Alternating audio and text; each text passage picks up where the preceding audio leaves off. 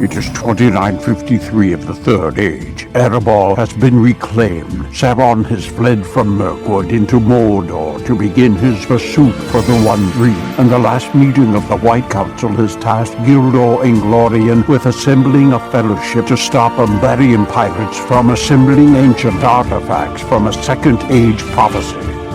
Join the players of this Adventures of Middle-earth Dungeons & Dragons campaign as they unravel the mysteries of the prophecy. Welcome to Arda in Part 1 of the Inglorion Bastards trilogy, Search for Eressëa. All right, welcome to episode 50. I can't believe we're here, of the Inglorion Bastards campaign. I have the privilege of having the entire original cast back with me. So I have Christian, my brother, who played the elf Angelin. I have Josh, my friend and almost neighbor, who played the woodman Riken. Marco and Max, the two brothers. Marco played Faradir the Dunedain. Wait, you guys are brothers? Shit, man, are you serious? Oh my god. So Marco played Faradir the Dunedain, and Max played Tessero the Hobbit. And we have Spriggs with us, who played Burin the Dwarf. So welcome back, guys. Good to be back. I'm the only person in this entire party that doesn't go by their first name. That's true. A shame. That's just you standing out, man. I'm just continuing the tradition. I hope that's okay. Yeah, that's cool. So guys, I just wanted to throw some statistics back at you here, or not really statistics, more like factoids. So it is now, we were recording this in July of 2019. We started part one, or arc one, however you want to say it, of the trilogy, Search for Eressëa, back in June of 2017. Holy shit. Can you believe it's been 2 years? Yeah, it does not seem like it was that long ago. Time flies. And part of that, I think, is because we actually took a fair amount of time off. So we took off September, October, November, and December. We took off 4 months between part one and part two. And then we ended up playing straight through part two and part three. So, really we've only been done playing for about a year. Crazy. Yeah, we played for a long time, and I actually missed some of it towards the end there too, didn't I? You did, but we had like a couple sessions where some people could be there and others couldn't, and we just kind of. It made story sense for me to not be there, though. I guess Riken was sort of out of it for a bit there. Yeah, you had the absolute shittiest luck of anybody in the party. He was only mostly dead. It's a but I mean, bad that could happen. Shittiest, but also I don't know. I think I would argue that Riken actually set everything into motion, kind of. In a good way and a bad way. I mean, I always think back on this too. It's like I always felt guilty. I felt like the whole party was at fault for a lot of this. And I mean, I guess it's kind of true. Like part of the story, right? We performed the ritual that set the whole shitstorm in motion, didn't we? Yeah, that was kind of like. I always felt kind of responsible for that. But I mean, I guess we kind of have to ask ourselves, just like we thought, we think about sort of how much free will do we actually have in the real world. It's kind of like, if you're trying to prevent something from happening, are you causing it? Just are you get inching closer to that thing that you're trying to avoid? Mm-hmm. Mm-hmm. Well, I have a few questions here that I just want to throw out there, and it can just be it can be kind of a free for all or a buffet style podcast. So we'll and I've asked each one of you guys this individually at the various points that I've interviewed you. But I guess of this first arc, Search for Eressëa, is there any favorite parts that you guys want to throw out there? As far as a personal moment with my character, I really liked, because I was so inept at combat the whole thing. I remember I was chasing somebody, and I basically just, it wasn't even a normal combat maneuver. I asked you if I could run and slide off of this ledge and land and incapacitate this guy.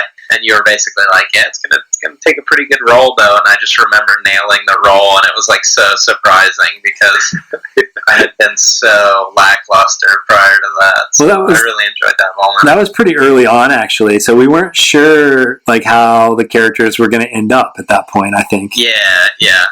I just know I was struggling early on in our fights, just learning to play. It was a different character than what I was used to playing, but I thought that was a fun moment. It's funny too because I feel like Riken struggled a lot too in combat. Like you played with loaded dice, the worst loaded dice. Campaign. But it made so much sense in the long run. It really all kind of came together. Like he like struggled so much, and he struggled to be useful in combat. Although I think like his best combat moment was like, and I say this with like online air quotes here, like scurrying up the cliff to pull that dude off the cliff, which actually took like 3 turns. Do you remember? Oh, I remember. You guys were at Eredor's End, I think, right? Yeah, I think so. We're like, I'm like, you know what I'm gonna do? I'm gonna climb up the cliff and pull the guy down by his ankle, and you're like, well, the cliff's like 20 feet high. And I'm like, I'm gonna do it anyway.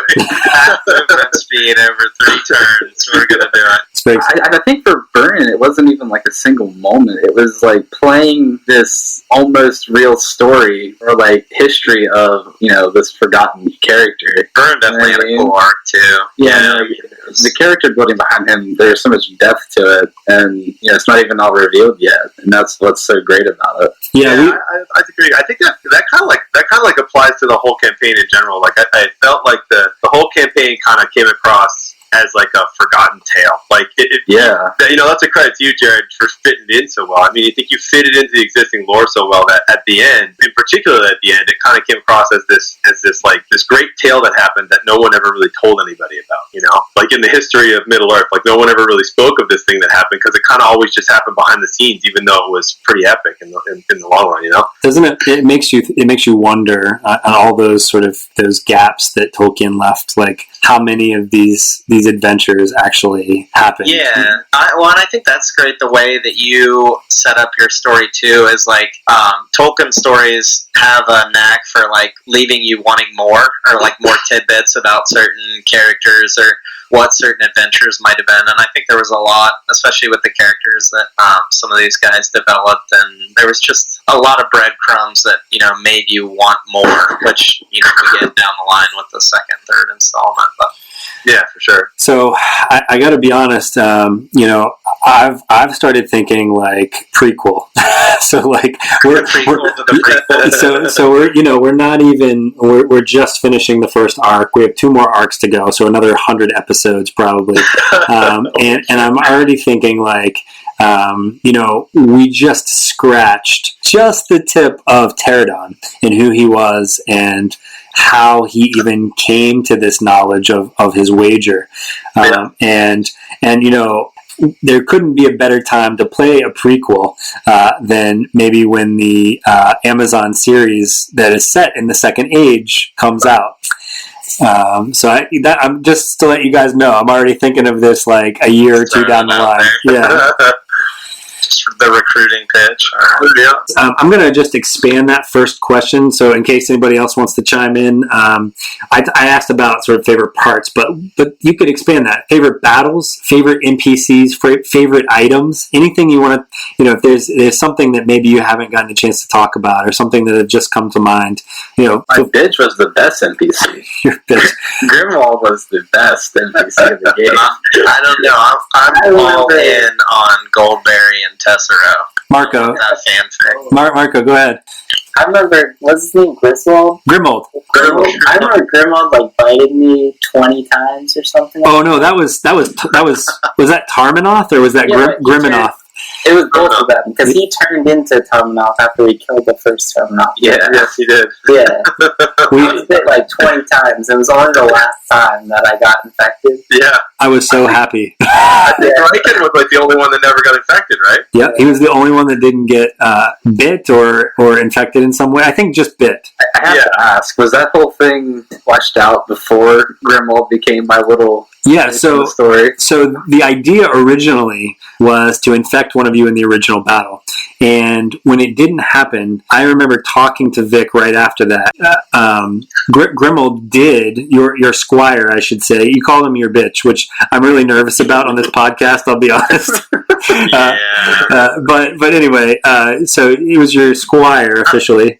And he did get bit, and I ended up contacting Vic and being like, look, So we're going to say that Grimold got infected, and I don't know if you guys remember this, but you guys gave me a lot of shit for this because I quote unquote slipped when I said we were rolling perception rolls, and we were talking about Grimold, and I said, "Do you smell anything?"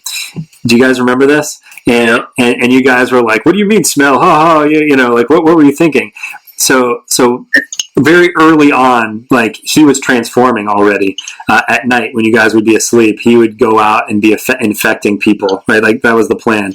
But yeah, he was already he already had keen senses of a canine, and so as early as the Fords of Eisen, he was already starting to have these keen senses. I thought the whole Tessero's cloak thing was a really cool. Oh my god, I loved that. Yeah, and it really shaping character, I think, in the second and third parts, which is also god. He received the cloak and instantly turns into a tree. Yeah. I laughed out loud at the time. Yeah, Christian had some great one-liners in this whole. I mean, some of your comments about the Urukai, hysterical. I laughed about that for weeks after we did that. That stupid picture that somebody sent of him staring at the Urukai, and we were talking about where he was touching him with the handprint. Man, that got me so good. I remember I made that while you guys were talking, and I was just like, I gotta send this in right now. And, I just want that scene on the extended editions of the Two Towers. Oh man! Well, I haven't done a lot of editing in terms of when a bunch of guys, nerdy guys, get together and we're sitting around playing Dungeons and Dragons. Somebody's gonna make comments that might be offensive to some people. So and nobody means anything by it, but I haven't done a lot of editing, but I have kind of cut out pieces that I figure would. I think what he's saying is he cut that part out. there have been just a few parts that I've cut out because obviously this group doesn't mean any offense to anybody, especially the bitch comment. Like that was unfortunately there are no females in this campaign, and it wasn't even directed toward a female. So I just want that out there. We ended up changing it to Grimold, son of bitch. So that which I'm not sure is any better, really. Yeah. All right. So moving on. Let's if you could think of an area of the country that you guys traveled through that was the most interesting or most flushed out, most vivid in your memory when you're remembering this campaign. What would that be? I remember the massive trap room where we all got spun on that thing. I don't really remember for sure how you described it, but I have this image of it in my head of the giant wheels on the floors and just getting smashed into the wall. For some reason that always stuck with me. I know it was not even really a totally critical moment, but in my head the space was massive. I pictured this huge open area that we were underneath the tower. Yeah. So that was in the catacombs of Orthanc, and Pterodon had protected his last remaining, his shield, the actual shield that was sort of your last piece to collect before you could do the ritual. And he had protected it with these elaborate traps, and one of them, the one you're talking about, was like a merry-go-round, right? Yeah. That spun very fast merry-go-round. Very fast. Yeah. And I think Spriggs Byrne probably had that was his. That was my moment. I was gonna have the greatest moment in the first arc, and then the dice just didn't want me to have it. I just remember Sarah being and you get smashed into this wall over here. I was I'm gonna ice pick this thing with my axe. It's gonna be great. And nope. And you not only did you get flung into the wall, but after you hit the wall, you fell back onto this thing, and then ended up getting hit another wall, and then eventually got thrown off. Yeah, I got ejected finally. Yeah, that was fun, and that was the episode too that Riken fell under mind control of this illusion, and Tessero ended up breaking him out with some pipe weed. The hardest part of this story was the whole Riken's dad thing. That was crazy. Yeah, I'm telling you, Riken's arc was so dark, man. It was. Yeah, it's terrible. I mean, but it's like, honestly, I like when we were talking about the favorite parts, like that particular like encounter was definitely my favorite part as for the character in particular, like finding the bones of his father and his brother, and finding out his brother was insane, and then finding out that his father was tormented by this horrible creature. Like, oh my god! Like, you had so much loss in this campaign. Yeah. How many times did your dog die? All the times. Every time I gave him back to you. I want to just bring up like some of the creatures that you guys came across, right? Like we mentioned Tarmanoth, the great wolf that was made in the likeness of the original werewolf, Karkaroth. We talked about the Avathari that didn't really have a name because it sort of was around before things got names, that they referred to as more Ulun. The creature in the well, and then there was the arguably like the big bad. We don't want to give away the final big bad quite yet, but the big bad of this campaign was also nameless at first, and through the second and the third arcs, he became named, and we eventually named him Gwarthour, which we'll bring up again, but. For you guys, like which of those creatures was the most visceral and like ominous, I guess is the right word. For Anglin, I think, not to take away from the other threats, but the creature in the well played like a direct impact in the story that kind of we built the character around. So I think that was like most satisfying for me, getting to play that and experience that. It's also a very Tolkien thing to do, right? I mean, the Tolkien narrative is like very specific, but there's always these other things. There's always more depth. No matter who you are. I mean, you're the Fellowship, like essentially saving the world. No matter who you are, there's always something beyond you out there. Yeah, make you feel small. Yeah, exactly. And that was definitely a moment where it was like, yeah, okay, whatever we're doing here, this thing's on a different level, totally different. Comes from a different place, different time, and that was cool. I love that. The Watcher. I think the Watcher is really cool. Oh, yeah. So the bridge fight. That's right. That was. I think that was in a place called Tharbad, and just right on the edge of. Where were we? Dunland, I think. Is that right? That was one of Faradyr's known lands. I think we were just getting back in his known lands. So the other Dunedain were there, right? Yeah, you actually I think encountered Estelle. Yeah, I think you encountered Aragorn at some point. Mm-hmm. Yeah, I guess let me ask about throughout the different arcs. I tried to throw different riddles at you, and riddles are probably not my strong suit, but I would dare say that the very basis of the first arc was based on a riddle, and that is of course Pterodon's wager. We had that which escaped the void, that which has the greatest gift, that which is at the heart of us all, I think was one of the clues, and what was that which sees across the straight road, I think was one of them. So it was like the 4 points of Pterodon's wager.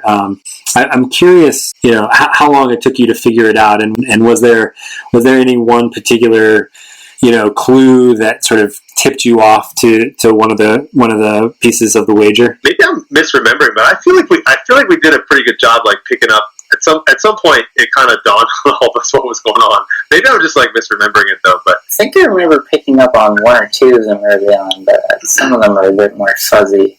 Yeah, I think you probably like the second time we played, you guys ended up coming across both the Elendil stone and Angwarel, the sword. So you had two of them right away, and then when you crossed over the Misty Mountains, you guys ended up with what I shouldn't have called the Durin stone, because there's already a Durin stone. It's that obelisk at the Mirror, but it was sort of the sister stone to the Arkenstone. You remember that Burin found? Yeah, I thought that was a really cool concept too. I should have come up with something a lot more creative for the name of that stone, but so you ended up with three of them right away, and then the fourth thing, I think it was Marco figured it out when you guys were in the catacombs, and that was that which has the greatest gift. So you guys, you told a story about the halls of Mondos, remember, and how humans are not tied to this world. Oh, that's right. Yeah, you were the one to figure that out. The gift of Iluvatar to mankind was actually death, or the concept of moving on from this this world. Yeah. Well, let's move on to the last battle. It takes place at the Grey Havens. You end up fighting this shadow creature who transforms into Burin's. We rolled for this, and Burin was the one that it looked at when you first summoned the shadow creature, and it kind of like the Stay Puft Marshmallow Man. It picked Burin's worst fear. So, Spriggs, do you remember what the shadow creature turned into? A Balrog. Yeah, and so Burin, ostensibly being the son of Balin, who would have either had first-hand knowledge of or second-hand knowledge of Durin's Bane, which was the Balrog in Moria. And so, if you had to really look inside of Burin and know what his greatest fear was, it probably would have been a Balrog. So this creature took the form of the Balrog in the final fight.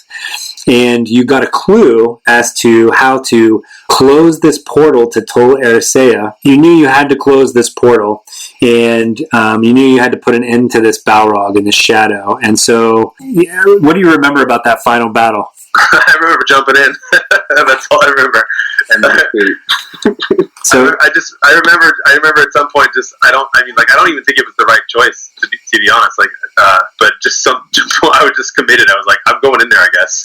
Like this is what this comes down to. Well, I think at one point either Círdan or Gildor and Inglorion had told the group that the ritualist needed to, essentially take one of the items through the portal. Was it the elf one that they had held captive? Oh, Irame. That's correct. Yeah, that was Irame. Yeah. And so Irame is a character that came from Adventures in Middle-earth, who I believe is a Noldor elf who has ties to Aman. She was kind of making a pilgrimage through Middle-earth proper, and you guys met her early on in a couple of your origin sessions, and she comes into this and acts as kind of like the Phil Coulson catalyst when she's murdered on the ship, right? And of course I'm making a Marvel's Agents of S.H.I.E.L.D. reference. You guys kind of get upset and start attacking the Umbarians and start battling the shadow and close the portal. You were kind enough to provide something to keep me from being too worthless during that fight. That epic ballista was quite helpful for making Angelin contribute. And has quite the history. Do you remember? The name of it was Guerist, and it came from Burin's people. Did they make it as a gift for the elves, was it? They did. It came from the Blue Mountains. It was, I believe it was one of Thorin's company's grand ballistas that they gifted to the elves of Linden. Yeah, it was being possessed during the fight.